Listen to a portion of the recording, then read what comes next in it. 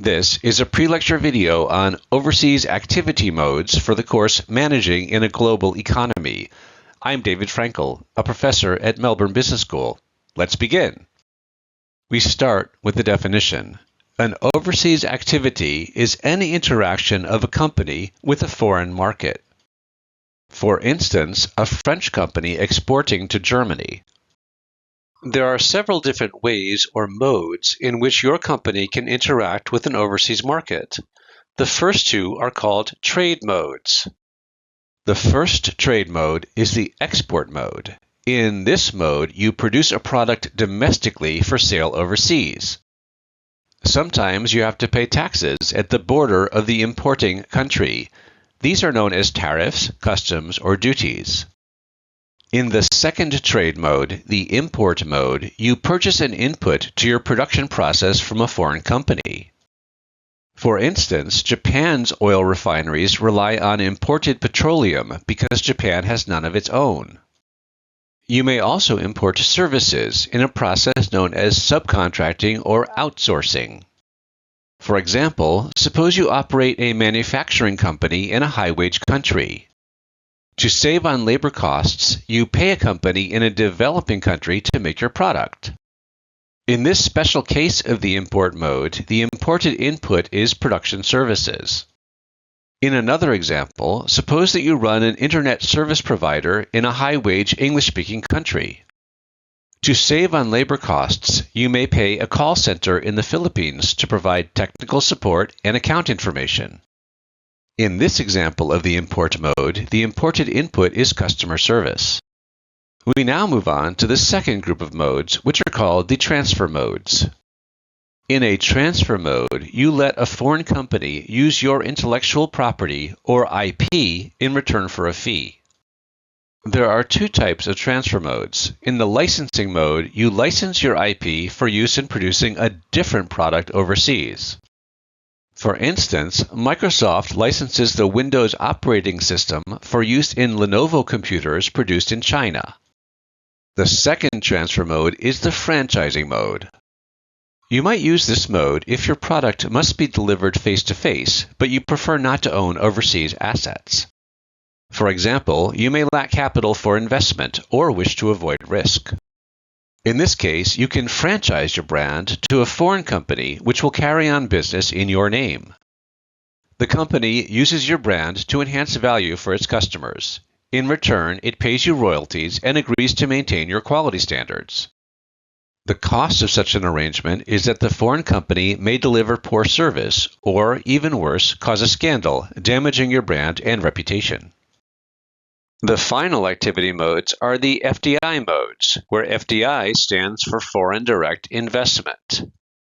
In these modes, your company invests capital in its overseas operations and thus acquires an ownership stake. An advantage over franchising is that your company now has more control over how its brand is used overseas.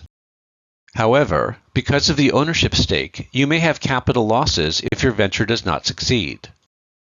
The FDI modes have two dimensions or choices that you must make. The first choice is the ownership structure. Will you be the sole owner of the venture, or will you have a local partner in the host country? The second choice is the establishment mode. How will your venture acquire facilities, that is, buildings and equipment, in the host country? The FDI modes can be depicted as the cells of a two-dimensional table. The rows correspond to the ownership structure. In the first structure, you share ownership of the overseas operations with a local partner. This is called an international joint venture, or IJV for short. In the second structure, you own the overseas operations outright. This is called a wholly owned subsidiary, or WOS. The columns of the table correspond to the establishment modes, which capture how your overseas operations obtain their facilities, their buildings and equipment. In the first such mode, the facilities are provided by your local partner. This mode is possible only if you have such a partner, that is, if the ownership structure is an IJV. For instance, In the early 1980s, an agreement was signed between Airbus and HAL, an Indian manufacturer, to make parts for Airbus planes in HAL's existing Bengaluru plant. In this example, an IJV used the existing facilities of the local partner. In the second establishment mode, you purchase a domestic company that has the facilities that you need. This mode is consistent with either an IJV or a WOS ownership structure. For instance, in 2018, Walmart entered India by acquiring Flipkart, an Indian e-commerce company. This venture combined the acquisition mode with the WOS ownership structure. In the third establishment mode, you purchase land on which your facilities are constructed. This is called the greenfield mode. For example, from 2006 to 2008, Hyundai built a new manufacturing plant in the Czech Republic.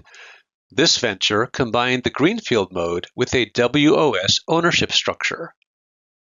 Finally, in the brownfield mode, you purchase existing facilities in the host country and modify them to suit your activity.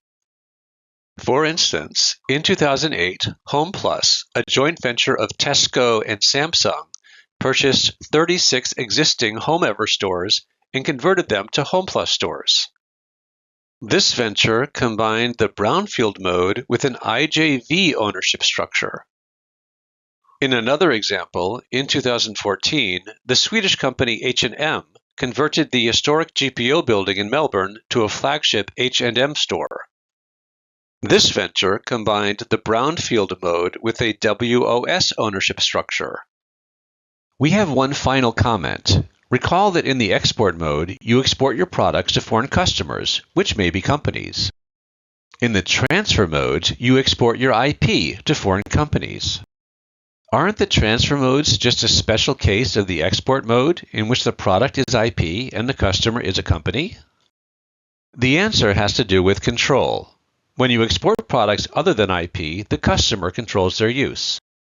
In contrast, when you export IP, you limit its use to prevent unauthorized sharing and abuse that may lower its value. On the other hand, licensing and franchising give you less control than direct ownership of the overseas activity. In order to signify this intermediate level of control, we put them in their own category. This concludes the MGE pre-lecture video, Overseas Activity Modes. Thank you for watching.